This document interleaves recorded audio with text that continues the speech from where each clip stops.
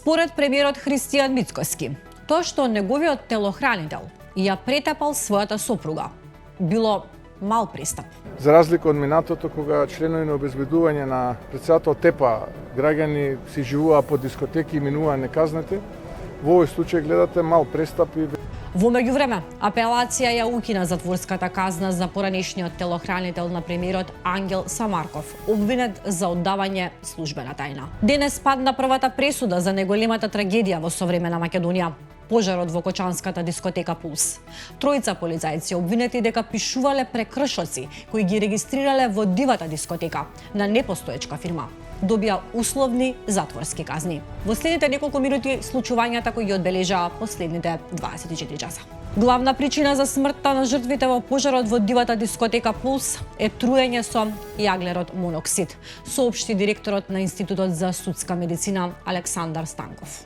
Денеска е 5 мај, денот на македонскиот јазик. Овој датум е исклучително значаен за македонците, бидејќи на овој ден во 1945 година е озаконета македонската азбука, онаква каква што ја користиме и ден денес.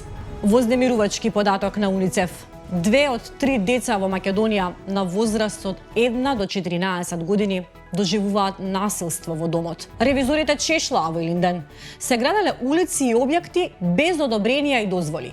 Сметководствената и даночната евиденција на општината Илинден не се усогласени за сума од 648.000 евра. Министерството за образование и наука започна процедура за поништување дипломи на Филозофскиот факултет при УКИМ и на Славјанскиот универзитет поради констатирани сериозни неправилности, потврди министерката Весна Јаневска. Македонската јавна сцена и новинарската заедница изгубија еден од своите најавтентични ликови.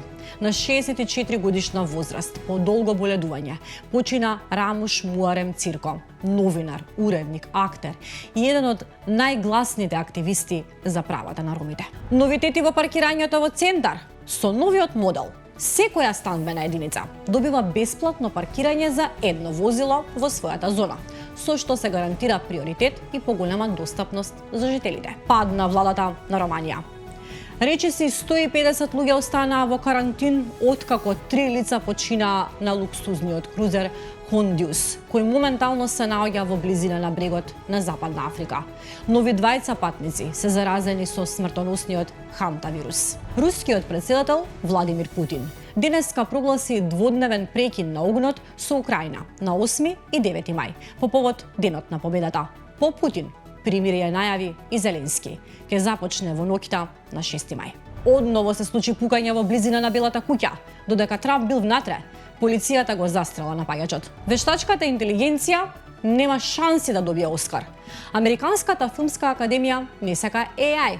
Донесоа значајна промена во правилата за доделување на најпрестижните филмски награди Оскарите. Според новите насоки, само глума докажано изведена од луѓе и сценарија напишани од човек ќе можат да бидат номинирани и наградени. Не, ова следното што ќе го видите не е скеч на К15.